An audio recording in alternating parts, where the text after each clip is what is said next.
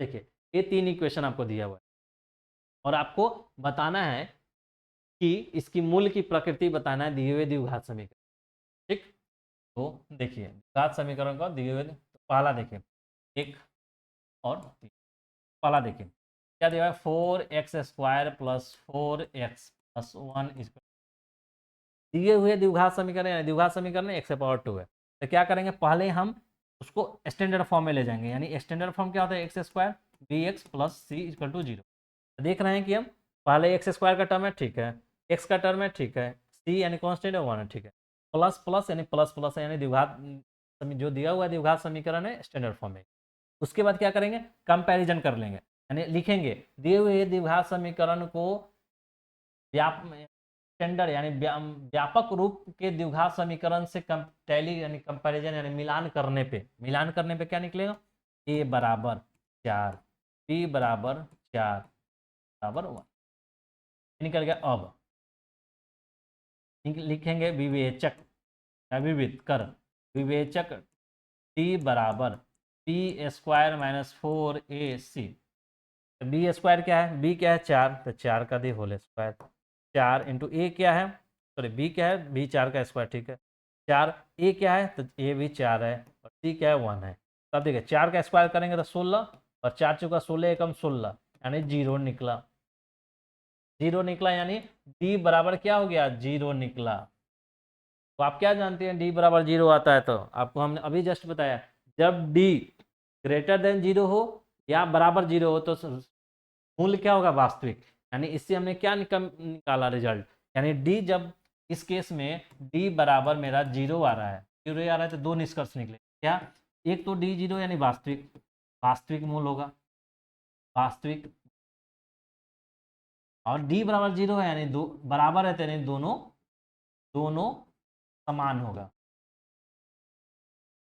तो समान होगा, यानी डी बराबर 0 के केस में क्या होगा, मूल वास्तविक होगा, दोनों समान होगा। ठीक, ये तो हमने प्रकृति निकाल लिया, ये रिजल्ट निकला, क्या ये जो रिजल्ट हमने निकाला सही है, सही है, तो देख लेंगे सही है या गलत है।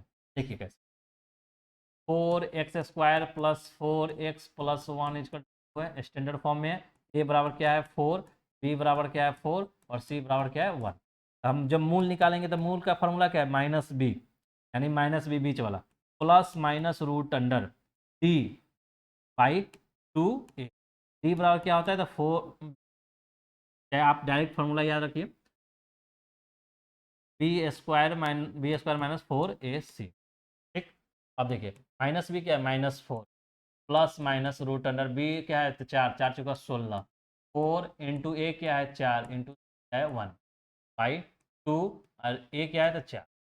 ठीक, अब देखिए अब क्या कीजिएगा, -4 है प्लस माइनस रूट अंडर 16 है और माइनस 4 चौका करेंगे तो 16, -16 बाई 2, 4 दूना 8। अब इसको सॉल्व करेंगे, इसको सॉल्व करेंगे क्या, तो -4 प्लस माइनस 16 में से 16 जाएगा तो 0, रूट अंडर 0 और बटा 8, यानी रूट अंडर 0 यानी -4 और बटा 8 यानी -1/2, -1/2 आपका आंसर आ रहा है, यानी माइनस यानी क्या निकला कि x बराबर -1/2 आ रहा है, -1/2 आ रहा है, -1/2 आ रहा है, तो आपने क्या देखा है, यहाँ तो मेरा एक ही आंसर निकला, जबकि आप जानते हैं कि घात समीकरण का दो मूल होता है, यानी एक होगा आपका x बराबर -1/2, दूसरा भी होगा x बराबर -1, यानी दो मूल होगा, दोनों बराबर होगा। आपको अभी केस में क्या देखा था कि डी बराबर इसका 0 आ रहा था, 0 आएगा तो वास्तविक मूल होगा, वास्तविक मतलब एग्जिस्ट करेगा, 1 और 2 एग्जिस्ट करता है, तो 1 2 एग्जिस्ट करता है ना, ये 0 है तो 1 है, तो यहाँ -1/2 होगा, एग्जिस्ट करेगा। दूसरा दोनों मूल समान होगा, -1/2 -1/2। ठीक है, कैसे रन कर रहा है, एक इक्वेशन था उसका हमने मूल की प्रकृति चेक किया, मूल का प्रकृति मेरा आ रहा था वास्तविक मूल और दोनों समान मूल, हमने इसका मूल निकाला द्विघात सूत्र लगाकर और वहां देखा कि -1/2 -1।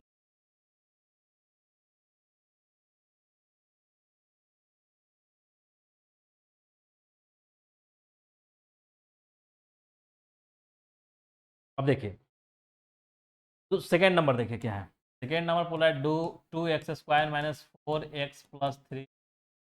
अब देखिए ये स्टैंडर्ड फॉर्म में नहीं है तो इसको स्टैंडर्ड फॉर्म में ले जाइए। 2x² प्लस कीजिएगा तो -4 हो जाएगा, x हो जाएगा प्लस। क्योंकि ये देखिए कैसे होता है, ये प्लस कर दिए तो माइनस वाला को अलग कर देंगे, कुछ नहीं है तो प्लस है।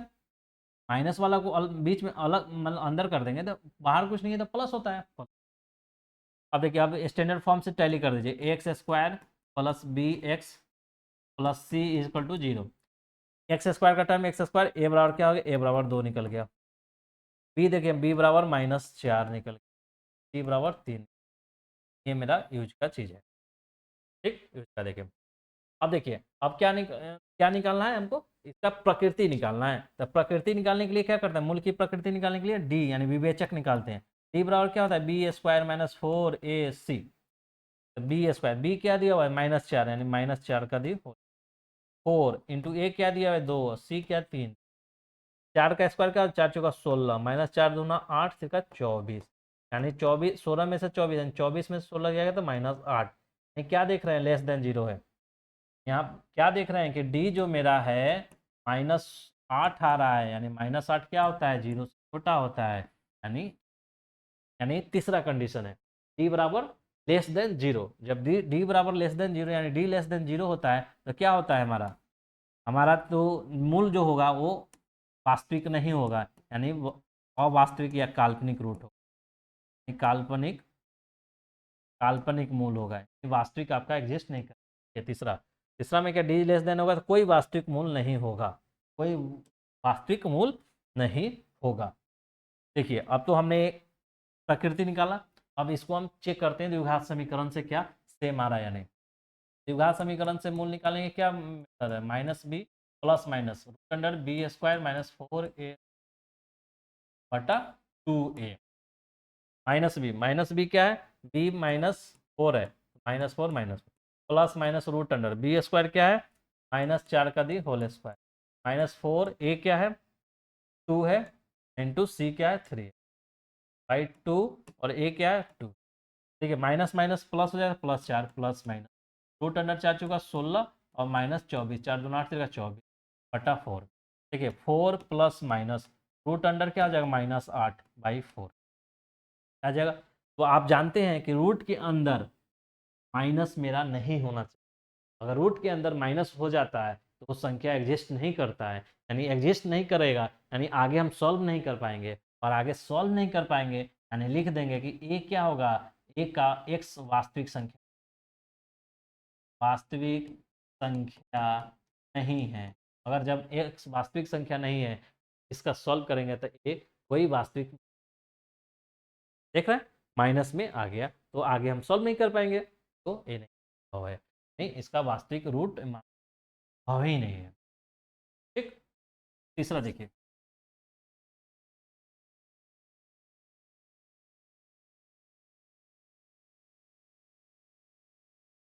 तीसरा में देखिए x² plus 4x plus 4 equal to 0। अब देखिए तो स्टैंडर्ड फॉर्म में दिख रहा है कि स्टैंडर्ड फॉर्म में मेरा है, पहले x² का टर्म उसके बाद x का टर्म उसके बाद तो ए देखिए, a बराबर क्या है 1, b बराबर क्या है 4, c बराबर क्या है 4, x² bx प्लस c से टैली किए। अब देखिए अब हमको निकालना है मूल की प्रकृति, d बराबर विवेचक वाला b² माइनस 4ac। देखिए b क्या है, b 4 का दी होल -4, a क्या है 1, c क्या है 4। अब देखिए 4 चौका 16 -4 एकम 4 चौको 16 यानी 0, यानी क्या निकला d बराबर 0, यानी d बराबर 0 निकला। d बराबर 0 निकला तो यानी क्या निकला, d बराबर 0 यानी रूट जो होगा वो क्या होगा, यानी मूल जो होगा वास्तविक होगा, वास्तविक होगा और बराबर है यानी समान मूल होगा, बराबर मूल होगा दोनों, समान मूल। देखिए अब कैसे इसको चेक करें, ये प्रकृति तो हमने निकाला था, ये वास्तविक आया और समान आया। देखिए इसको, अब देखिए अब x बराबर -b plus minus √b² minus 4c बटा 2a, मेरा मूल निकालने का फॉर्मूला है द्विघात सूत्र कि -b क्या है -4 प्लस माइनस √, 4 का स्क्वायर -4a, a क्या है 1 और c क्या है 4/2 और a क्या है 1, -4 प्लस माइनस √b² 4 स्क्वायर 16 और 4 चौका 16 बटा 2 यानी देख रहे हैं -4 प्लस -16 में से 16 गया 0 अंडर 0/2, यानी -4 प्लस -0/2, यानी -4/2 यानी -1, यानी एक आ रहा है -1/2 आ रहा है। यानी आप क्या कहेंगे कि मेरा रूट तो आ रहा है, वास्तविक तो है, रूट जो -1 वास्तविक है, लेकिन समान होगा क्योंकि एक ही आ रहा है मेरा वैल्यू माइनस, यानी x बराबर -1/2। ठीक है, बहुत इंपॉर्टेंट है, आपको मूलों की प्रकृति के बारे में जानिएगा ध्यान से, कई ऑब्जेक्टिव क्वेश्चन उससे बहुत भरा पड़ा है। अब देखिए, अब आपने क्या पढ़ा था कि जो डी है यानी विवेचक है, विवेचक है, जो डी यानी विवेचक है आपका, D यानी विवेचक है, का फॉर्मूला क्या होता है, B² माइनस 4AC। और मेरा 3 कंडीशन निकल के आ रहा था कि D ग्रेटर देन 0 हो, या D बराबर 0 हो, या D लेस देन 0 हो। और जब D ग्रेटर देन 0 आ रहा था और D लेस देन 0 आ रहा था, तो इस दोनों केस में क्या हो रहा था कि वास्तविक मेरा मूल निकल रहा था, वास्तविक वास्तविक मूल यानी वास्तविक हल, यानी मतलब हल एग्जिस्ट करेगा, जो नंबर निकलेगा, जो संख्या निकलेगा वो एग्जिस्ट करेगा। और इसमें इस केस में क्या निकल रहा था कि ये वास्तविक मूल नहीं निकलेगा, वास्तविक मूल नहीं निकलेगा, वास्तविक मूल नहीं निकलेगा। तो तीनों वाले जो कंडीशन का ग्राफ जो होगा वो देख लीजिए। तो देखिए, जब डी ग्रेटर देन 0 होगा तो आपने पूछा कि वास्तविक होगा मूल, और दो मूल होगा तो दोनों भिन्न भिन्न होगा, यानी भिन्न भिन्न होगा, यानी उसका ग्राफ एक एक्स अक्ष को यानी एक्स एक्सिस को क्या 2 बार कट करेगा। तो देखिए, डी बराबर ग्रेटर देन 0 का कहाँ ग्राफ है, ए वाला ग्राफ डी ग्रेटर देन 0 का है। तो देख रहे हैं डी ग्रेटर देन 0 का ग्राफ 2 बार, एक बार यहाँ कट कर रहा है, यानी डी ग्रेटर देन 0 हमें देता है वास्तविक मूल और दो भिन्न भिन्न मूल, दो मूल देगा, दोनों भिन्न भिन्न यानी दोनों अलग अलग होगा, अलग अलग होगा यानी उसका ग्राफ एक्स अक्ष को 2 बार काटेगा, यहाँ 2। दूसरा देखिए, डी डी बराबर 0, डी बराबर 0 में क्या पढ़े थे कि उसका मूल जो होगा वास्तविक होगा और दोनों समान होगा। तो देखिए डी बराबर 0, देखिए डी बराबर 0 यहाँ पे क्या देख रहे हैं कि ये एक्स एक्सिस को यहाँ पे आते हुए कट कर रहा है, जाते हुए कट कर रहा है, यानी जो इसका ये होगा यहाँ पे कोऑर्डिनेट होगा यानी -b/2a, यानी एक ही कोऑर्डिनेट होगा और 2 बार लिखेंगे क्योंकि वो मूल है, तो एक बार एक्स एक्सिस को कट करेगा। ठीक। और जब तीसरा में पढ़े थे कि डी लेस देन 0 हो, डी लेस देन 0 है, डी लेस देन 0 हो यानी वो आपका वास्तविक मूल नहीं देगा, वास्तविक मूल नहीं देगा, यानी इसका ग्राफ क्या होगा, तो इसका ग्राफ देखिए क्या आ रहा है, ये आ रहा है, यानी आपका D greater than less than 0 का ऊपर रह जा रहा है, यानी एक्स एक्सिस को कट ही नहीं कर रहा है, यानी एक्सिस को कट नहीं कर, आप जो थ्योरी में पढ़े उसी का ग्राफ है ये सब। तो हमेशा आप याद रखेंगे कि जब विवेचक यानी डी बराबर B² - 4AC का मान अगर ग्रेटर देन 0 आ रहा है तो वास्तविक रूट देगा और दोनों भिन्न भिन्न रूट देगा, भिन्न भिन्न मूल देगा। जब d बराबर 0 यानी B² - 4AC बराबर 0 आ रहा है तो वास्तविक मूल तो होगा लेकिन दोनों मूल समान होगा। और जब d लेस देन 0 होगा यानी यहाँ पे वास्तविक रूट यानी काल्पनिक, काल्पनिक रूट के बारे में अभी नहीं पढ़ना, 11-12 में पढ़ेंगे आप, तो आपको काल्पनिक रूट निकलेगा, रूट उसका भी निकलेगा लेकिन वो काल्पनिक, वो आगे की पढ़ाई है आप। तो आपका तीनों दोनों का ग्राफ पूछेगा डी ग्रेटर देन 0, आप जान रहे हैं कि वास्तविक मूल दो भिन्न भिन्न यानी दो एक्स एक्सिस को 2 बार कट करेगा 2 जगह पे, तभी तो 2 भिन्न भिन्न निकलेगा। डी बराबर 0 है यानी एक्स एक्सिस को स्पर्श स्पर्श करे यानी टच करेगा, एक ही जगह को कट, और आपका डी लेस देन 0 यानी कहीं नहीं कट कर, मूल नहीं निकल रहा। ठीक। अब देखिए नोट है कुछ पॉइंट का, देख लीजिए। द्विघात बहुपद समीकरण, द्विघात बहुपद या समीकरण का ग्राफ एक परवलय यानी पाराबोला होता है, पाराबोला है। आपने देखा था कि द्विघात बहुपद और समीकरण, द्विघात बहुपद और समीकरण में अंतर मात्र क्या चीज का है, द्विघात समीकरण और द्विघात, जब द्विघात बहुपद को बराबर कुछ असाइन कर दें यानी बराबर 0 कर दें तो हमारा द्विघात समीकरण हो जाता है द्विघात बहुपद, यानी दोनों का ग्राफ होगा सेम होगा। द्विघात बहुपद या द्विघात समीकरण का ग्राफ हमेशा परवलय होता है, यानी परवलय का मतलब कि आपका पाराबोला होता है, यानी ये ऐसे तो अभी ये बताए थे, ऐसे या ऐसे या ऐसे परवलय, पाराबोला आप आगे पढ़ेंगे तो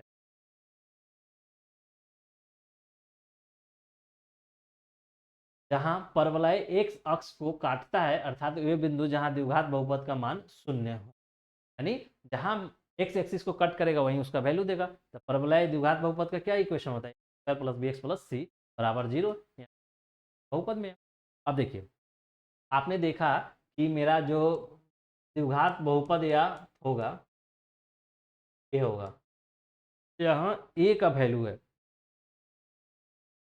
यदि ए ग्रेटर देन 0 है तो परवलय ऊपर की ओर खुले, ए ग्रेटर देन 0 है तब परवलय ऐसे होगा, पाराबोला ऐसे होगा, ऊपर की तरफ खुल देगा, खुला हुआ पार्ट है तो ऊपर के।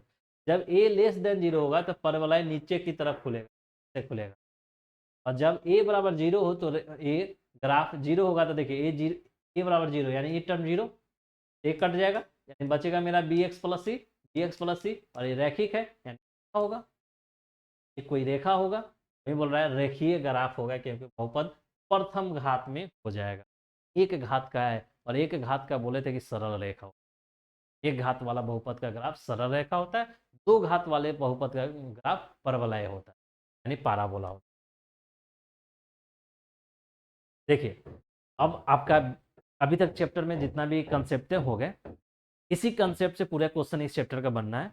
और इस चैप्टर में कुछ ऐसे क्वेश्चन आते हैं द्विघात समीकरण आधारित कुछ प्रश्न, यानी वो प्रश्न डायरेक्ट आपको नहीं दिखेगा कि द्विघात समीकरण का है, लेकिन उसको जब सॉल्व करने जाएंगे तो द्विघात समीकरण बीच में आएगा, और द्विघात समीकरण सॉल्व करने के बाद ही वो आपका आंसर आएगा। इसलिए इसमें इसी में पढ़ना है इसको, और पढ़ना है तो हम आपको बता देते हैं कि द्विघात समीकरण पर आधारित कुछ प्रश्न क्या है। कुछ प्रश्न देखिए तो आपको पता चलेगा। जैसे देखिए, एक क्वेश्चन लिखा हुआ है, दो लगातार धनात्मक पूर्णांक ज्ञात करें जिनके वर्गों का योग 365 है।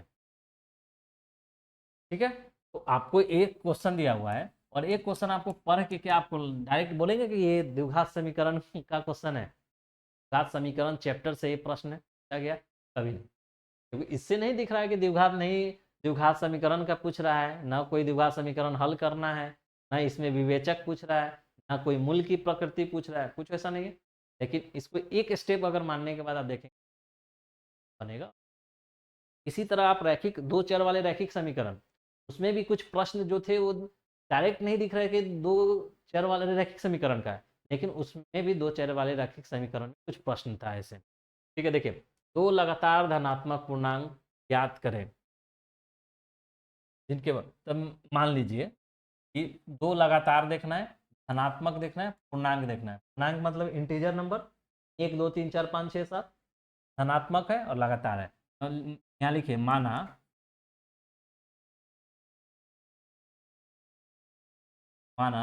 दो लगातार दो लगातार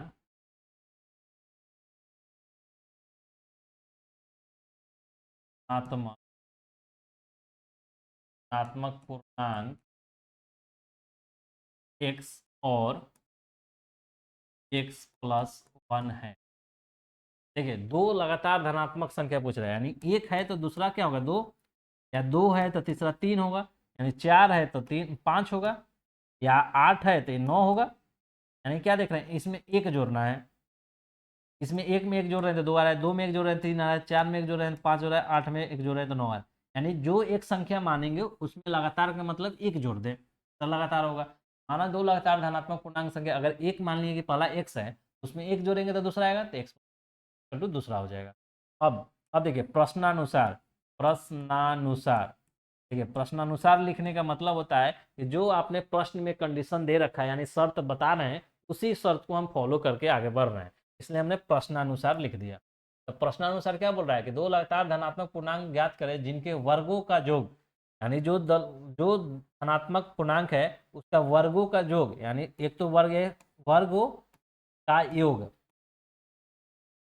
यानी दो संख्या है, एक संख्या है लगातार धनात्मक पूर्णांक और x प्लस 1, दोनों का वर्ग वर्ग कर दिए, योग कर दिए, जोड़ कर दिए, वर्गों का योग 365 है, यानी जो वर्गों का जो हुआ 365। यानी देखें, जो आपका क्वेश्चन प्रश्न दिया है उसके अनुसार ये इक्वेशन आया। और क्या आपको ये देखने से नहीं लग रहा है कि अब द्विघात समीकरण हो गया? x के पावर 2 है यानी द्विघात है, और x चर में है यानी द्विघात समीकरण हुआ है। तो एक टर्म और कीजिए तो आपको क्लियर दिखेगा। देखिए ई एक्स स्क्वायर है प्लस इसका स्क्वायर कीजिए, ये क्या है? आपको जानते हैं ए प्लस बी का दी स्क्वायर क्या होता है? प्लस बी का दी स्क्वायर होता है A square plus B square plus, ऐसे आपने पढ़ा A square 2ab plus B square, नहीं होता है ना? तो ए है और बी ए है, ए स्क्वायर यानी एक्स प्लस 2, ए क्या है एक्स, बी क्या है 1 plus B square 1 equal to 365। अब देखिए एक्स स्क्वायर है एक्स स्क्वायर है, इसको ऐड कर दीजिएगा क्या हो जाएगा 2x। आपको बहुपद में पढ़ाए थे कि समान पद वाले टर्म को ही जोड़ या घटाव करते हैं, यानी समान है एक्स स्क्वायर है तो 2, इधर क्या है 2x और इधर 2x, इधर क्या है 1 और इधर क्या है 365। अब क्या करेंगे 365 को इधर ले आएंगे, 2x square plus 2x plus 1 है, उधर 365 प्लस में इधर आएगा तो माइनस। अब देखिए अब इसको करेंगे तो 2x स्क्वायर प्लस 2x और 365 में से गया तो क्या 364। ठीक है, अब देखिए मेरा इक्वेशन क्या बन के आया 2x square plus 2x minus 314, zero उधर कट रहा है यानी इसका इधर। तो देखिए अब यहाँ पे एक आपको नजर आ रहा होगा कि द्विघात समीकरण है, x के पावर 2 है x के पावर 1 है यानी मैक्सिमम अधिकतम पावर 2 है, यानी ये द्विघात समीकरण। अब द्विघात समीकरण कैसे सॉल्व करेंगे? तो देखिए ये तो या तो द्विघात सूत्र डायरेक्ट लगा दीजिए, या आपको दिख रहा है कि दो दो दो कॉमन है तो दो कॉमन निकाल दीजिए, तो क्या बचेगा x square plus X minus 2 से डिवाइड कीजिए तो 2 एकम 2, 16 2 8 16 2 दूना 4 इक्वल टू। ठीक, अब इसको सॉल्व करना है आपको, कई मेथड है इसके सॉल्व करने, या तो आप गुणनखंड विधि लगाइए, पूर्ण वर्ग विधि निकालिए, या द्विघात सूत्र लगाइए। हमने द्विघात सूत्र लगा, x बराबर, देखिए x बराबर minus B plus minus root under B square minus 4ac और बटा 2a। इधर देखिए तब आपको ज़्यादा क्लियर, एक चीज़ देख लिया। चलिए चलिए चाहे आपको दिखा दे एक्स स्क्वायर एक्स, देखिए ये क्या है X square plus X minus X है आपका equation, X square plus X minus X. देखिए अब इसको आपको इस निकलना है minus B plus minus root under B square minus 4ac by 2a। ठीक, अब देखिए p क्या है, p क्या है, x के बगल वाला टर्म होता है तो 1 है तो माइनस 1, 1 है यहाँ माइनस प्लस है तो plus minus, root under B square, B क्या है तो 1 का स्क्वायर करेंगे तो 1 ही होगा, 4 ए क्या है ए इसके बगल में होता है 1, और आपका सी क्या है तो सी है माइनस 100 बटा 2a क्या है 1 minus 1 plus minus root under. अब देखिए ये 1 का स्क्वायर 1, अब देखिए ये माइनस है और ये इसको गुना कीजिए तो गुना कीजिएगा तो 182 गुना 4 कितना होता है 182 गुना 4, 4 दूना 8, 8 चौको 32 के 2 3 और 4 3 7, 4 दूना 8, 8 चौको 32 3 4 3 7 728, यानी ये होता है माइनस 728 होगा और बटा इधर 2। ठीक है, अब देखिए अब क्या हो गया x बराबर -1 प्लस माइनस रूट अंडर, ये देखिए 1 माइनस माइनस माइनस प्लस यानी 1 प्लस 728 बटा 2। अब देखिए -1 plus minus root under 729, 728 plus 1 729 बटा 2। अब देखिए 729 का वर्गमूल निकालना है, किसका वर्गमूल होता है आपको करना होगा। वर्गमूल कैसे निकालिएगा, एक तो आपको देखना होगा निश्चित किसी ना किसी का वर्गमूल है, तो एक तो आपको 729 का वर्गमूल निकालने के लिए आपको एक मेथड निकालिए, ये वाला गुणनखंड विधि, या थोड़ा सा बुद्धि लगाइए, मानते हैं कि वो नहीं है आप लोग आपके पास, तभी लगाइए। देखिए क्या है 729 है, आप मानिए कि 20 का भी करेंगे तो 400 आएगा, 20 गुना 20 20 104, 30 का भी करेंगे, देखो 20 का करेंगे तो हमारा क्या निकलेगा, 20 गुना 20 करेंगे तो 400 आएगा। 30 का करेंगे तो क्या होगा, 900 आएगा। यानी 400 और 900, यानी इसी के बीच में तो 728 है, यानी 20 और 30 के बीच में ये आपका वर्गमूल होगा। अब 20 और 30 में देखिए 9 है, यानी कोई 23 अगर होगा तो फिर 23 से करेंगे तो 9 आएगा, यानी 23 से करके देख लीजिए। 3 तिहाई 9, 3 दूना 6, 3 दूना 6, 2 दूना 4, 9, 6 12 4 1 5, 529 आ रहा है मेरा, यानी 23 तो नहीं है, 529 आ रहा है, जबकि 729। 3 तिहाई 9, 3 दूना 6, 3 दूना 6, 2 4 9, 6 6 12, 4 1 5, ठीक 528 आ रहा है, यानी 23 नहीं है। अब देखिए 9 किस में आएगा, 23 नहीं है, 24 25 26 27 27, 27 में करेंगे तो 27 गुना 27, 7 7 49, 9 का टर्म आ रहा है, यानी 27 करके देख लेंगे। तो देखिए 27 गुना 27, 7 7 49, 4 7 दूना 14 4 18, 7 दूना 14, दूना 4 1। अब देखिए 9 8 4 12 के 2 का 5 1 6 1 7 7, यानी 27 का स्क्वायर है, यानी ये क्या है, -1 प्लस माइनस रूट अंडर 27 का स्क्वायर बटा 2। -1 प्लस माइनस 27 तो बाहर निकलेगा 27 बटा, यानी अगर x बराबर -1 एक बार प्लस लेते हैं तो 27 बटा 2 होगा, और एक बार x बराबर -1 माइनस 27 लेते हैं, देखिए अब आप इधर देखिए,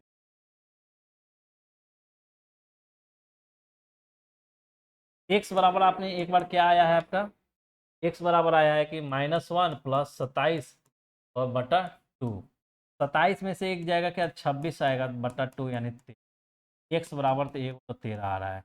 दूसरा क्या लिए, x बराबर -1 माइनस 27 बटा 2, यानी -1 माइनस 27 -28 बटा 2, यानी -14, यानी दूसरा आ रहा है x बराबर -14, यानी इसका आंसर क्या निकला, x बराबर 13 और x बराबर माइनस।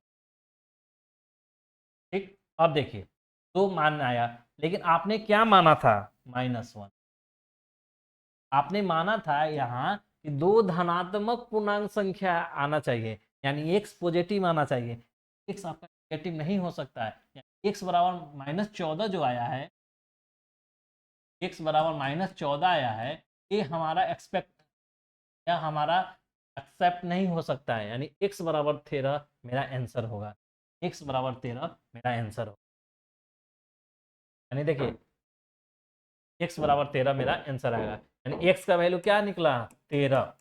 तो एक वैल्यू अगर 13 आया तो दूसरा x प्लस 1 माने थे, यानी 13 प्लस 1 बराबर 14, यानी आप दो लगातार धनात्मक पूर्णांक संख्या ज्ञात करें जिनके वर्गों का योग इतना है, यानी दो धनात्मक संख्या क्या हो जाएगा, 13 और 14 हो जाएगा। ठीक है, तो क्या देखें, एक क्वेश्चन में आपका नहीं था, कहीं दिख रहा था कि द्विघात समीकरण से सॉल्व होगा, लेकिन जब आपने सॉल्व किया तो क्या, द्विघात समीकरण का सारा चीज लगाना पड़ा, सारा फंडा सारा फॉर्मूला द्विघात समीकरण। ठीक है, ये आपको ध्यान रखना है। चलिए एक दो क्वेश्चन और देखते हैं जो इसी इसी टाइप का होगा, उसके बाद कंप्लीट करेंगे वीडियो को। दो संख्याओं का योगफल 27 एवं गुणनफल 82 है, तो संख्याएं निकालें। देखिए दो संख्याओं का योगफल बोल रहा है, यानी दो संख्याओं का योगफल कैसे मानेगा, देखिए इसको दो मेथड है इसको सॉल्व करने का। एक तो दो संख्या का योगफल और गुणनफल है, या तो आप ऐसे मान लीजिए, दो संख्या मान लीजिए, माना दो संख्या x तथा y है, x दो संख्या x तथा y है, दो संख्या का योगफल कितना बता रहा है, x 27 बोला, यानी x प्लस वाई बराबर क्या है, 27 है, और गुणनफल कितना है, x गुना वाई बराबर क्या है, 100।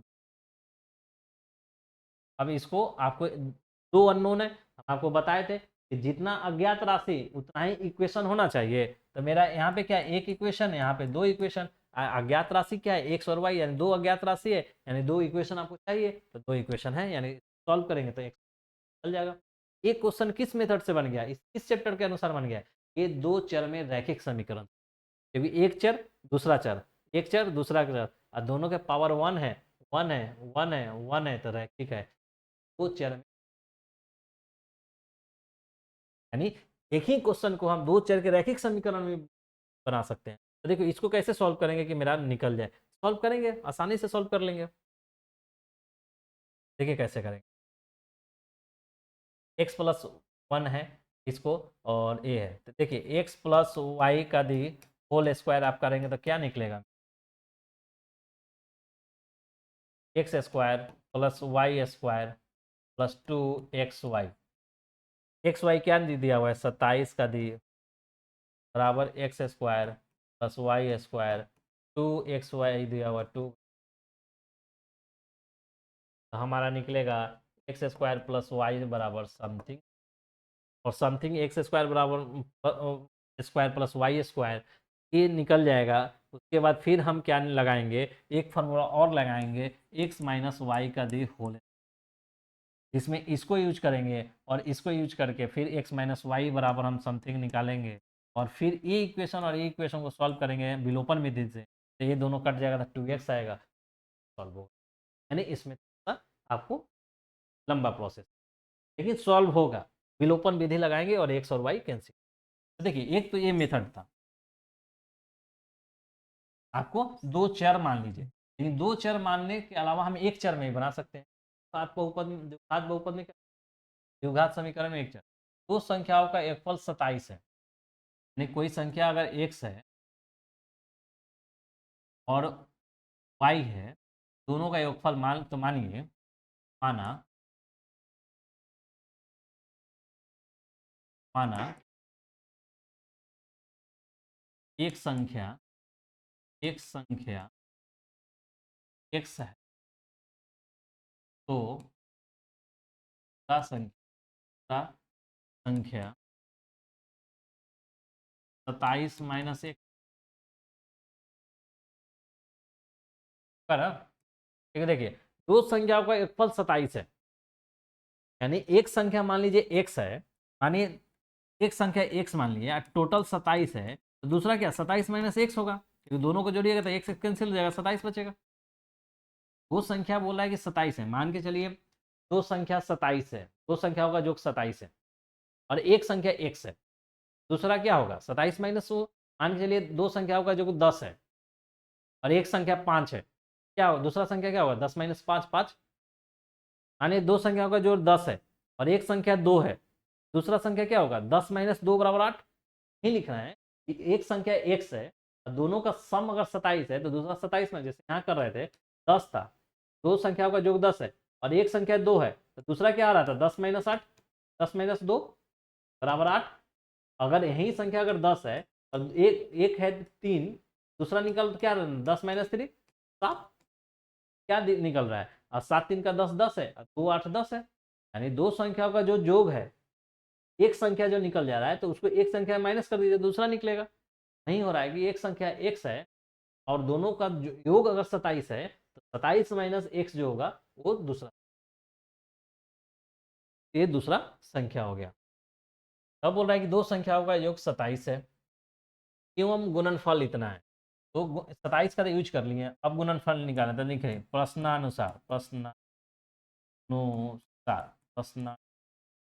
क्या बोल रहा है कि गुणनफल x, दोनों का गुणनफल यानी x और गुना 27 माइनस एक्स बराबर कितना x हो गया। अब तो इसको सॉल्व कीजिए, x में इससे गुना कीजिए तो 27 गुना x यानी 27x और माइनस x से करेंगे तो एक्स स्क्वायर बराबर 182। देखिए कैसे किए, ये अचर है और ये चर है तो 27x हो गया, ये समान बेस सेम हो गया, यानी समान चर है, तो समान चर रहता है तो पावर क्या होता है ऐड हो जाता है, इस पे पावर 1 इस पे पावर 1 तो 1 1 2 हो गया। अब देखिए क्या, अब इस सब को उधर कर दे, तो इधर उधर जाएगा तो एक्स स्क्वायर, ये प्लस में उधर जाएगा तो माइनस 27x, और ये प्लस है तो इधर 182 रहने, अब बराबर 0 होगा। अब देखिए अब इसको सॉल्व कीजिए, अब आपको इसको सॉल्व करना है, तो किस में देखिए इसको सॉल्व करना है, X square 27x plus x. अब देखिए इसको सॉल्व करने के लिए कई मेथड, गुणनखंड विधि मेथड, या आपको पूर्ण वर्ग विधि मेथड, या द्विघात समीकरण विधि मेथड। अब देखिए जो करना है वो कर लीजिए। चलिए हम द्विघात सूत्र लगाते हैं, क्योंकि इस सभी जगह लग जाता है, तो इसको को minus B plus minus root minus 4a by 2a। Minus B क्या है, माइनस बी क्या है, तो माइनस, और बी क्या है, तो minus 27 plus minus root B square क्या है, 27 का दी स्क्वायर माइनस 4 ए क्या है, ए 1 है, सी क्या है, तो 82 है बाई 2a 2 और a 1, यानी माइनस माइनस प्लस हो जाएगा 27 प्लस माइनस रूट। अब देखिए 27 का स्क्वायर है, तो आपको 27 का स्क्वायर कर लीजिए, 27 गुना 27 अभी तो 27 का स्क्वायर निकाले थे ना, 729 शायद, 729 आया था, 7 सत्ते 49, 4 7 दूना 14, 4 18, 7 दूना 14, 2 दूना 4 1 5, 9 8 4 12 के 2 इक्यासी 5 1 6 1 7 729, यानी ये तो निकला 729। अब देखिए 4 गुना 1 4, 4 गुना 182, यानी 4 1 गुना 4 182, 182 गुना 4 निकला 4 दूना 8, 8 चौको 32, 3 4 3 7, 728 आ रहा है, 4 दूना 8, 4 8 32, 3 4 3 7 4 728, देखिए 728 आ रहा है, देखिए कितना इजी कर दिया है। अब देखिए 27 प्लस माइनस 729 में से 728 जाएगा तो क्या रूट 1 रूट। अब देखिए, अब इसको देखिए यहाँ पे मेरा क्या निकला, x बराबर 27 प्लस माइनस रूट अंडर 1, यानी मतलब 1 बटा 2, दिख रहा है, दिख रहा है, यानी दिख रहा है। देखिए ए आ गया x बराबर समथिंग, तो एक बार क्या करेंगे कि हम पॉजिटिव ले लेंगे, प्लस 1 बटा 2, 27 एक 28 बटा 2, यानी डिवाइड करेंगे तो 14 आएगा, एक्स बराबर 14। दूसरा बार एक बार माइनस लेंगे, एक्स बराबर 27 माइनस 1 बटा 2, 27 में से एक गया 26 बटा 2 बराबर 13 आ गया, यानी एक बार आ गया 13।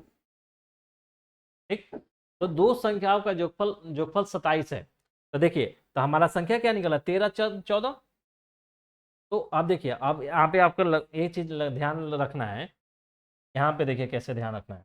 एक तो x बराबर 13 निकल गया, जब हम x बराबर 13 मानेंगे तो एक संख्या क्या निकला, एक संख्या, जब हम x बराबर 13 लेते हैं, दूसरा संख्या क्या होगा, दूसरा संख्या क्या होगा 27 माइनस एक्स, 27 माइनस एक्स यानी 13, यानी ये होगा 14, यानी मेरा संख्या क्या निकलेगा 13 और 14। ठीक, दूसरा बार x बराबर क्या 13 लिए हैं, तब दूसरा बार लिखेंगे कि x बराबर, जब हम 14 लेंगे, x बराबर 14 लेंगे तो दूसरा संख्या क्या होगा, दूसरा संख्या क्या होगा, दूसरा संख्या होगा 27 माइनस 14 और बराबर 13, एक बराबर 14, यानी क्या देख रहे हैं आप कि एक बार, जब एक बार 13 ले रहे हैं तो दूसरा 14 आ रहा है, जब 14 ले रहे हैं तो 13, यहीं अलग अलग आता तो थोड़ा सा अलग अलग आता। आपको ध्यान रखना है कि दो संख्या निकला तो दो बार लिखेंगे, ठीक है। चलिए नेक्स्ट क्वेश्चन, ये देखिए एक आयताकार मैदान का विकर्ण उसकी छोटी भुजा से 60 मीटर अधिक है, एक आयताकार मैदान है, मान के चलिए एक आयत का मैदान है, ऐसा है, मैदान का विकर्ण, विकर्ण दिया हुआ, मान लो विकर्ण ये होता है कि छोटी भुजा, यानी छोटी भुजा से 60 मीटर अधिक है। देखिए मान के चलिए ए है, बी है, और छोटी भुजा क्या होगा, ये एक आयतकार मैदान का विकर्ण, तो आप क्या जानते हैं, अगर ए और बी है, एक आयत है, आप जानते हैं छोटी भुजा 60 मीटर अधिक है, मान लीजिए, माना आयत, आयत का, आयत की छोटी भुजा बराबर मीटर या एक्स इकाई है, मीटर कहीं ना लिखा हुआ है, एक एक्स मीटर, माना आयत की छोटी भुजा एक्स मीटर है, तो विकर्ण क्या हो जाएगा, क्या दिया, एक आयतकार मैदान का विकर्ण, विकर्ण उसकी छोटी भुजा से 60 मीटर अधिक है, छोटी भुजा क्या है एक्स से 60 अधिक है, 60 मीटर, 60 है ना,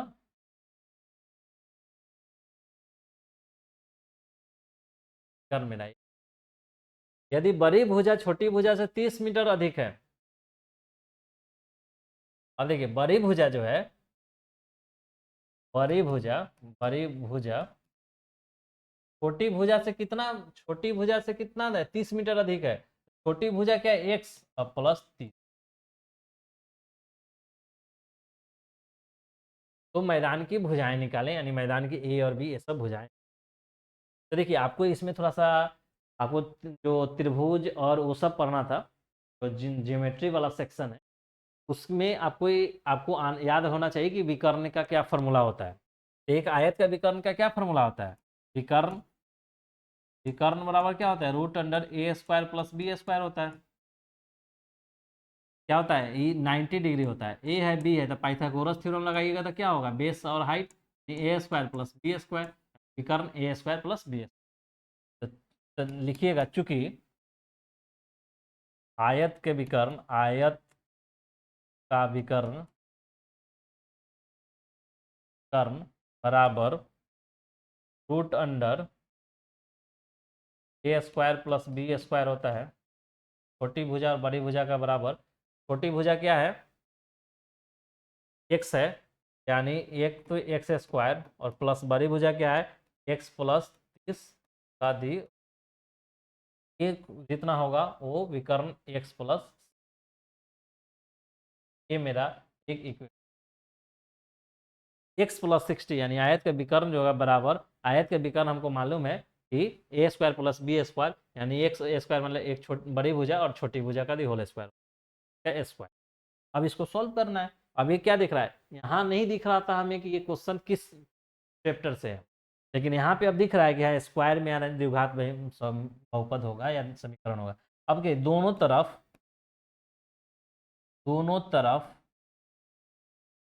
वर्ग करने पे, इधर वर्गमूल है तो वर्ग हटाएंगे, वर्ग करेंगे तब हट जाएगा, वर्ग करने पे यानी क्या होगा, x प्लस 60 का दी होल स्क्वायर, और बराबर इधर वर्ग करेंगे तो स्क्वायर और वर्गमूल हट जाएगा, तो यानी स्क्वायर प्लस एक्स प्लस 30 का, ठीक है। तो आप x पे देखिए x प्लस 60, यहाँ पे x plus 60, x plus 60 whole square बराबर x प्लस 30 आदि हो, x प्लस 60 का स्क्वायर बराबर एक्स प्लस 30 का दी whole square, X square plus X plus 30 का दी होल स्क्वायर। अब देखिए, अब स्क्वायर कीजिए, ए प्लस बी का दी होल स्क्वायर, इसमें कौन सा फॉर्मूला लिया गया, ए प्लस बी का दी होल स्क्वायर बराबर आपका A square plus B square, A B square, देखिए ए प्लस बी यानी X square plus 2a X plus B plus B का दी,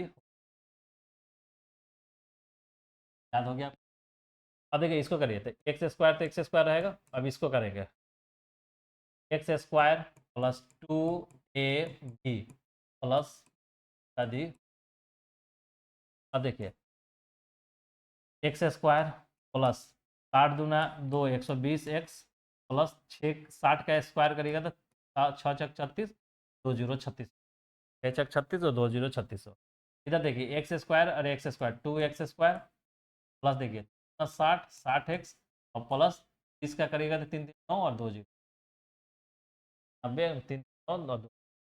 अब देखिए क्या करना है, अब एक साइड करना है सबको, इसको ले जाइए उधर या उसको ले जाइए इधर, तो इधर रहने दीजिए एक्स स्क्वायर, और सेम पद को एक जगह कीजिए, 2x स्क्वायर है एक्स स्क्वायर है तो इधर ले आइए 2। अब देखिए इधर क्या है 120 एक्स, अब इधर एक्स वाला टर्म देखिए, अब एक्स वाला टर्म इधर है, इधर प्लस में इधर आएगा तो माइनस में। अब देखिए अब इधर क्या है 3600 और इधर 900 है तो माइनस में, ठीक है। अब कीजिए एक्स स्क्वायर में से 2x स्क्वायर जाएगा तो क्या है माइनस एक्स स्क्वायर, और 120 में से 60 जाएगा तो 60 है 60x। अब देखिए 3600 में से 900 चला जाएगा, क्या बचेगा, 3600, 3600 में से 9 जाएगा तो क्या बचेगा आपका 2700, 27 और 3 और 9, 16 में से 9 गया 7, 3 क्या 2, 2700। अब देखिए माइनस है, अब देखिए ए क्या निकल गया आपका, आपका द्विघात समीकरण निकल गया, x square plus 60 plus x. अब देखिए अब इसको सॉल्व करना है, अब आपको इसको सॉल्व करना है, कैसे सॉल्व करिएगा, तो द्विघात समीकरण लगा दीजिए, घात समीकरण लगा दीजिए। तो देखिए द्विघात समीकरण, द्विघात सूत्र लगा दीजिए, तो minus B plus minus root under B square minus 4ac बटा 2a। देखिए माइनस बी क्या है, तो माइनस बी यानी -60 प्लस माइनस रूट अंडर 60 का दी होल स्क्वायर -4, ए क्या है, ए -1 है, सी क्या है 2700 है बटा 2, और ए क्या है -1।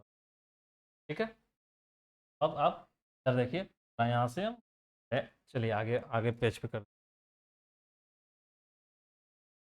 क्या है एक्स बराबर -6 प्लस माइनस रूट, क्या है -60 प्लस -60 का एल स्क्वायर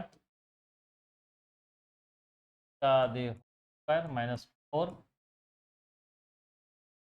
का यहाँ पे 2200, 60 का स्क्वायर -4 -1 और 2700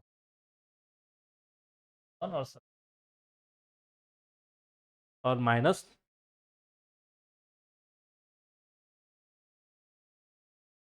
अब देखिए -60 प्लस माइनस, अब देखिए 60 क्या करिएगा तो कितना 3600 माइनस माइनस माइनस प्लस, और देखिए 27 गुना 4, 2700 गुना 4 करना है, तो 27 गुना 4 कर दीजिए, 7 चौको 28, 2 4 दूना 8 10, और कितना 2 जीरो है तो यानी 2 जीरो, 10,800, आपको 10,800 बटा माइनस। अब देखिए -60 प्लस माइनस, अब ये जोड़िए, तो 3600 और 10,800 कितना हो जाएगा, 3600 और 800, 36 और 8 कितना हो जाएगा, 36 8 14 4400, 4400 यानी आ जाएगा आपको 144। जोड़ लीजिए, आपको अगर नहीं आ रहा है तो जोड़ लीजिए बाहर, कोई दिक्कत नहीं। 36 0 0 814 के 4 3 1 4 अरे 144 डबल 100। चलिए देखिए बटा -2, अब देखिए -60 प्लस माइनस, अब इसका देखिए क्या कीजिएगा, आपको मालूम होगा 144, 144 क्या होता है, 12 का स्क्वायर होता है, ये 12 का ये गुना 100 है, यानी 144 है गुना 100 है, इतना ही है, ये तो 12 का स्क्वायर होता है और ये 10 का स्क्वायर होता है, तो आप इसको लिख सकते हैं ना, इसको 144 ऐसे बटा -2। अब इसको देखिए -60 प्लस माइनस रूट, इसको क्या लिखते हैं 12 का स्क्वायर और 10 का स्क्वायर बटा -2। अब देखिए अब क्या है, x बराबर -60 प्लस माइनस रूट अंडर 12 का स्क्वायर है तो एक 12 निकलेगा, 10 का स्क्वायर है तो 10 निकलेगा, 12 गुना 10 निकलेगा बटा क्या है तो अब देखिए -60 प्लस माइनस 12 गुना 10 करेंगे तो क्या आ जाएगा 120 बटा, यानी अब आ गया। अब एक बार प्लस ले लेंगे, एक बार माइनस साइन लेंगे, तो -60 तो रहेगा, एक बार प्लस साइन ले लिए तो 120 बटा, ये क्या निकलेगा 120 में से 60 जाएगा तो 60 बटा 2 यानी 30, x बराबर 30 मेरा एक सोल्यूशन, x बराबर 30, 30 मेरा x। दोबारा दूसरा बार करेंगे तो दूसरा क्या लेंगे, तो क्या माइनस लेंगे, माइनस लेंगे, तो देखिए क्या करेंगे, x बराबर -60 -120, क्योंकि यहाँ एक बार प्लस लेंगे तो दूसरा बार माइनस लेंगे, -60 -120 और नीचे है आपका 2, देखिए 2 यहाँ पे -2 है, यहाँ पे -2 है, -2 यानी -30 निकले, -30 निकले, ठीक है -60 -120 -60 और -120, 120 और 60 180 माइनस में और -2 यानी माइनस माइनस कैंसिल होगा यानी 90, यानी यहाँ x बराबर 90 निकले, यानी क्या देख रहे हैं x बराबर -30 हो रहा है, x बराबर 90 निकल रहा है, दो सोल्यूशन निकल रहा है। एक आयतकार मैदान का विकर्ण, तो देखिए हमने क्या माना था, छोटी भुजा x माना था x मीटर, तो देखिए x कभी क्या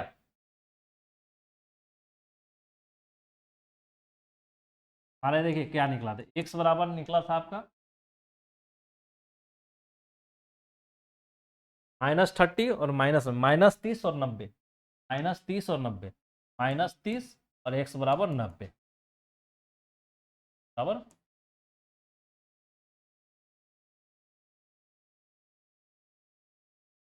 तो देखिए क्या, अब मेरा x क्या माने थे, छोटी भुजा, यानी किसी भी आयत का भुजा क्या निगेटिव हो सकता है क्या, यानी ऋणात्मक संख्या हो सकता है क्या, नहीं हो सकता है। भुजा ऋणात्मक थोड़ी होगा, भुजा पॉजिटिव ही होगा ना, जीरो भी नहीं, जीरो कभी हो नहीं हो सकता है, जीरो से नीचे तो हो ही नहीं सकता, माइनस में नहीं होगा, यानी ए वाला सोल्यूशन तो हमारा एक्सेप्ट है नहीं, ये आपको लिया नहीं जा सकता, क्योंकि किसी भी आयत का भुजा निगेटिव में नहीं होगा, यानी पॉजिटिव में होगा, यानी एक्स होगा, एक्स बराबर क्या मान लेते, छोटी भुजा है, यानी छोटी भुजा बराबर 90 मीटर, छोटी भुजा 90 है, तो बड़ी भुजा क्या होगा, बड़ी भुजा क्या है, बड़ी भुजा क्या माने, +30, एक्स प्लस 90 + 30, पूछ रहा है कि मैदान की भुजाएं निकालें, मैदान की भुजाएं निकालें, यानी बड़ी भुजा 190 मीटर और छोटी भुजा आपका आया। क्या देखे, इसको थोड़ा लंबा था, एक क्वेश्चन क्या था कि 2-3 चैप्टर का इसमें सब इंक्लूड था, एक तो आपको आयत का विकर्ण उकर्ण मालूम होना चाहिए, यानी जो ज्यामिति पढ़ना है वो सब आपको मालूम होना चाहिए, दूसरा द्विघात समीकरण वाला कंसेप्ट मालूम होना चाहिए, और तीसरा कुछ कैलकुलेट भी करना आना चाहिए, यहाँ इसमें थोड़ा सा लंबा कैलकुलेट, ऐसे क्वेश्चन भी आपको 5 मार्क्स में पूछे, ठीक है।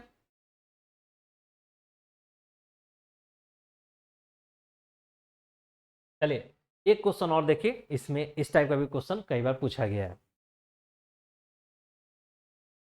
एक नाव धारा के विपरीत 10 किलोमीटर और धारा के साथ 5 किलोमीटर कुछ कुल 6 घंटे में तय करती है, यदि धारा का वेग 1.5 किलोमीटर प्रति घंटा हो तो स्थिर पानी में नाव का वेग निकालिए। देखिए जो पूछता है उसी को मानना होता है, पूछता है कि स्थिर पानी में नाव का वेग निकालिए, मान लीजिए, माना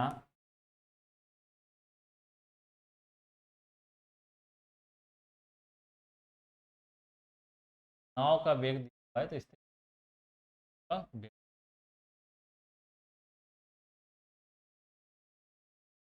धारा के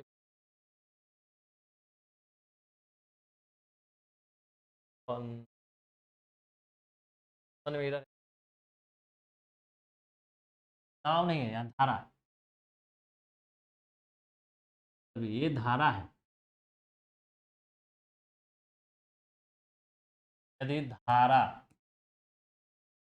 नाव पानी में नाव का वेग निकाले, हाँ, यदि धारा का वेग दिया हुआ है तब, अब देखिए, माना स्थिर पानी में नाव की नाव की वेग बराबर x किलोमीटर प्रति घंटा लिखा हुआ है ना,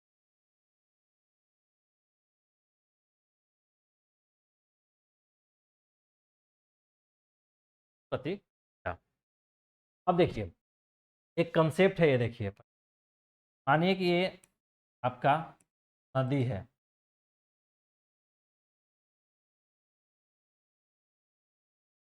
ये नदी है और नदी का वेग ऐसे है, नदी की धारा जो है ऐसे है, तो बोला एक नाव धारा के विपरीत 10 किलोमीटर धारा के समय, धारा के विपरीत या धारा के अनुकूल 5 किलोमीटर कुछ इतने घंटे में तय करती है, यदि धारा का वेग, यानी नदी ऐसे बह रही है, यानी धारा का वेग, नदी धारा का वेग ऐसे दिया हुआ है, धारा का वेग दिया हुआ है हमको 1.5 किलोमीटर प्रति घंटा है, यानी देखिए धारा, नदी का धारा ऐसे चल रही है, और चल रही है तो धारा का वेग होगा, देखते हैं नदी में क्या पानी चलती रहती है एक साइड से दूसरे साइड में, उसका कुछ ना कुछ वेग होगा, तो यानी धारा का वेग होगा 1.5 किलोमीटर प्रति घंटा, यानी 1 घंटा में 1.5 किलोमीटर नदी का पानी अपने आप चल जाएगा।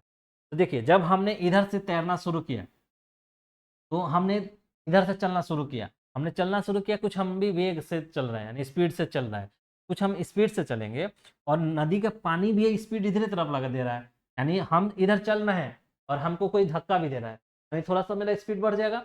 वही बात है कि अगर धारा का वेग भी इधर है और आदमी का भी चलने का डायरेक्शन यानी दिशा इसी तरह, यानी उसका वेग क्या होगा, प्लस हो जाएगा। अगर धारा का वेग 1.5 किलोमीटर है और हम 5 किलोमीटर के साथ चल रहे हैं, किलोमीटर पर आवर से चल रहे हैं, मेरा क्या हो जाएगा, 5 प्लस धारा का, यानी धारा का वेग, यानी 6.5 हो जाएगा। लेकिन अगर कोई व्यक्ति इधर से चल रहा है, इधर से कोई हुआ इस तरह ज़्यादा बुद्धिजीवी, वो सोचे नहीं नहीं हम तो इधर से नहीं तैरेंगे, हम इधर से तैरेंगे, यानी हम इधर से तैरेंगे, इधर से तैरेंगे, हम इधर से तैरेंगे। जब हम इधर से तैरेंगे और पानी इधर से आ रहा है, हम इधर से जाने चाह रहे हैं और पानी इधर से आ रहा है, यानी हम इधर से चलेंगे अब पानी इधर से, तो पानी हमको रोकेगा, हमको पानी रोकेगा कि नहीं इधर नहीं जाना है, यानी हम तो जाना चाह रहे हैं इधर, लेकिन पानी भी इधर आ रहा है, यानी डायरेक्शन, यानी हमारे स्पीड को पानी जो हुआ कम कर देगा। यानी इधर धारा चल रहा है और इधर से हम चलेंगे तो मेरा स्पीड जो होगा कम हो जाएगा। मान लीजिए कि मेरा स्पीड अगर x है तो 1.5 किलोमीटर x माइनस 1.5 हो जाएगा, जब इधर चलेंगे तो x प्लस 1.5 हो जाएगा, क्योंकि धारा का वेग वैसे। ठीक है, आप समझ गए। धारा के अनुकूल चलेंगे, धारा के अनुकूल चलेंगे तो मेरा स्पीड और धारा का स्पीड जुड़ जाएगा। धारा के प्रतिकूल चलेंगे, प्रतिकूल चलेंगे तो मेरा स्पीड में से धारा का स्पीड घटाना होगा, क्योंकि धारा हमको उतना वेग आगे रोकेगी। ठीक, ये कंसेप्ट है, आपको ध्यान रखिए। तो मान लीजिए, माना स्थिर पानी में नाव की वेग इतना, स्थिर पानी में एक नाव, नाव का स्थिर पानी में नाव धारा के विपरीत, तो धारा, माना स्थिर पानी में नाव की वेग इतना है और दिया हुआ है धारा का वेग, वेग बराबर 1.5 किलोमीटर प्रति, इसलिए धारा के नाव नाव का धारा के अनुकूल अनुकूल वेग, अनुकूल वेग कितना हो जाएगा, धारा के अनुकूल, यानी धारा जिस दिशा में चल रही है उसी दिशा में हम चल रहे हैं, तो क्या हो जाएगा हमारा x जो नाव का चाल है और प्लस 1.5 घंटा, किलोमीटर प्रति घंटा, किलोमीटर प्रति घंटा,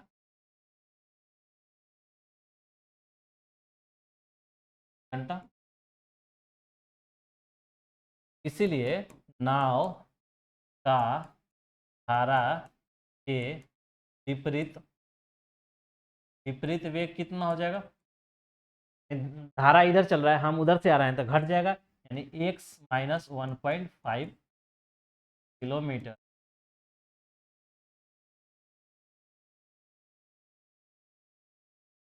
नाव का धारा, धारा के विपरीत वेग। अब देखिए, अब तीनों निकल गया। अब देखिए प्रश्न में क्या पूछा है, एक नाव धारा के विपरीत 10 किलोमीटर और धारा के अनुकूल, धारा के अनुकूल 5 किलोमीटर कुल 100 घंटे में तय करती है। तो देखिए आपको यहाँ पे थोड़ा सा बेसिक कंसेप्ट ये मालूम होना चाहिए कि दूरी बराबर चाल गुना समय होता है। क्या होता है, दूरी बराबर चाल गुना समय। तो समय बराबर क्या हो जाएगा, दूरी बटा चाल, नहीं होगा ना, समय बराबर दूरी बटा चाल। देखिए दूरी बटा चाल, तो देखिए पहला कंडीशन में बोल रहा है कि धारा के विपरीत, तो मानिए धारा के विपरीत, धारा के विपरीत चलने में लगा समय, धारा के विपरीत चलने में लगा समय क्या होता है, समय बराबर दूरी बटा चाल। दूरी देखिए धारा के विपरीत 10 किलोमीटर चल रहा है, यानी दूरी 10 किलोमीटर। चाल क्या निकालें, धारा के अनुकूल, धारा के विपरीत चाल क्या है, x माइनस 1.5, x माइनस 1.5, आपका निकल गया 10 बटा x माइनस, आप याद, ये समय निकला क्या, धारा के विपरीत चलने में। ठीक है, अब देख विपरीत चला तो धारा के अनुकूल भी निकाल लीजिए। धारा के अनुकूल, ये सब कौन चल रहा है, नाव चल रहा है। नाव धारा के अनुकूल चलने में लगा समय, लगा समय क्या हो जाएगा, समय बराबर दूरी बटा चाल। चाल दूरी क्या है आपको, धारा के विपरीत धारा के अनुकूल 5 किलोमीटर चल रहा है। धारा के अनुकूल कितना चल रहा है, अनुकूल 5 किलोमीटर। और अनुकूल चलने में कितना समय, चाल क्या है, चाल देखिए धारा के अनुकूल चाल x प्लस डेढ़ एक्स। अब देखिए अब प्रश्नानुसार, प्रश्नानुसार अब देखिए प्रश्नानुसार एक नाव धारा के विपरीत 10 किलोमीटर और धारा के 5 किलोमीटर कुल 6 घंटे में चल रहा है। यानी धारा के विपरीत, यानी धारा उधर से आ रहा था, धारा के विपरीत और धारा के अनुकूल चलने में 6 घंटा कुल लग रहा है। तो धारा के विपरीत चलने में हमारा समय क्या है, 10 बटा x माइनस 5, x माइनस डेढ़। और धारा के अनुकूल चलने में कितना समय लग रहा है, ये समय, यानी कुल समय, कुल समय बराबर कितना दिया हुआ है, कुल समय तो 6 घंटा दिया हुआ है, कुल समय बराबर 6 घंटा। जबकि कुल समय जाने आने में कितना लगेगा, देखिए ये तो विपरीत चलने में 10 बाई 10 बटा x माइनस 1.5 प्लस, और अनुकूल चलने में 5 बटा x प्लस टू 6। अब इसको आपको सॉल्व करना, देखिए अब ये क्या है, तो आप नीचे एलसीएम लेंगे तो x माइनस 1.5 होगा और x प्लस 1.5 होगा। इससे कटेंगे तो ये कटेगा तो ये बचेगा, यानी 10 गुना x प्लस 1.5 बचेगा, प्लस इससे काटिएगा ये कट जाएगा तो बचेगा ये, यानी 5 से गुना होगा इसमें, तो 5 गुना x माइनस 1 बराबर इधर 6।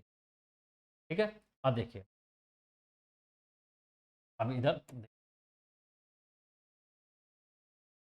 अब देखिए इसको मल्टीप्लाई कीजिए तो क्या होगा, 10x और 10x प्लस 10 में डेढ़ से गुना करेंगे तो हो जाएगा 15, और प्लस उधर है 5x और माइनस 5 गुना डेढ़ करेंगे तो 7.5 में 15 पचास 50 7.5 होगा, बटा इधर तो 6 है, बटा इधर देखिए ये क्या है, a माइनस बी और A plus B. A minus B A plus B क्या होता है, A square minus B square होता है, यानी ए स्क्वायर क्या है, X square minus B square यानी 1.5 का दी। अब देखिए 10x plus 5x 15x plus 15 में से 7.5 चला जाएगा तो क्या होगा 7.5। अभी देखिए एक्स स्क्वायर है, ये 15 का स्क्वायर कीजिएगा तो क्या हो जाएगा, 15 का स्क्वायर कीजिए तो 15 पचास 75, 7 15 7 225 और 2 जीरो के बाद यानी 2 माइनस में 2.25 बराबर 6। अब देखिए क्या करिएगा, इसको सॉल्व कीजिएगा तो इधर कुछ नहीं है तो 1, ये इधर जाएगा ये इधर जाएगा तो इधर क्या बचेगा 15x प्लस 7.5, और ये इधर जाएगा तो 6 से मल्टीप्लाई करेंगे तो 6x स्क्वायर और माइनस 6 दूना 12 और 25 चौको 100, 6 दूना 12 एक 13 और 25 दूना यानी 13.5। आप अलग गुना करके देख लीजिएगा। देखिए अब क्या करेंगे तो 6x स्क्वायर है, 6x स्क्वायर 15x है तो उधर जाएगा तो माइनस 15x, और माइनस है तो उधर माइनस भेजिए, माइनस हो जाएगा तो माइनस 13.5 14 7 1 बराबर 0। अब देखिए क्या आ रहा है, इतना कैलकुलेशन करने के बाद क्या आया आपका, ये द्विघात समीकरण है। और द्विघात समीकरण आया तो अब इसको द्विघात सूत्र से सॉल्व करेंगे। देखिए अब द्विघात सूत्र से सॉल्व कैसे करेंगे,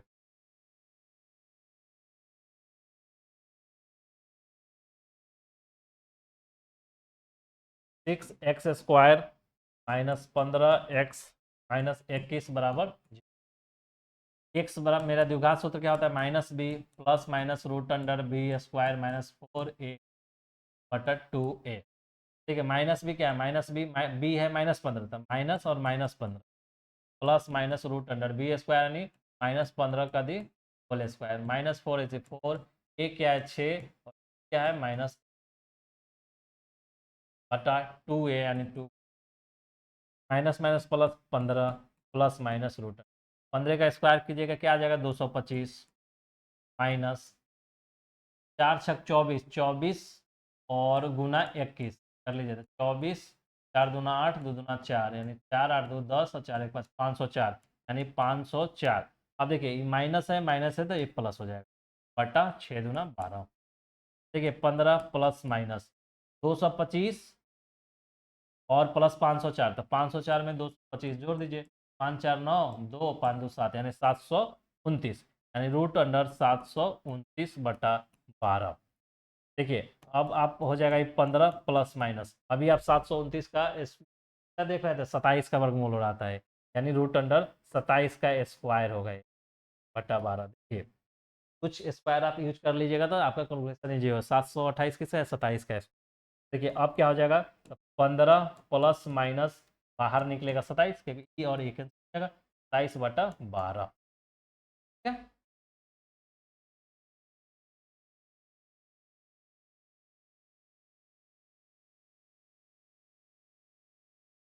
अब देखिए अब क्या निकला है आपका कि x बराबर 15 प्लस माइनस 27/12।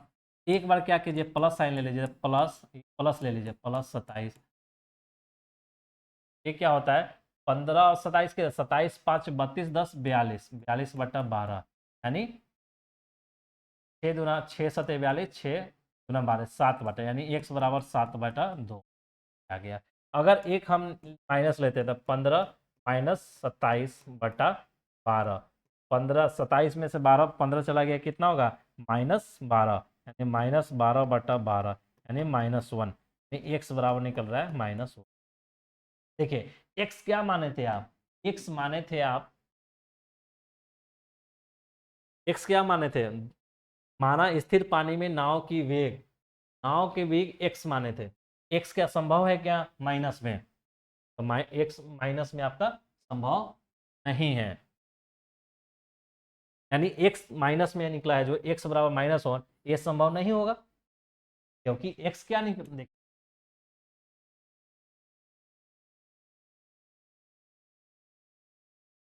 क्या निकला है एक निकला है एक्स बराबर -1 और एक्स बराबर 7/2। मेरा दो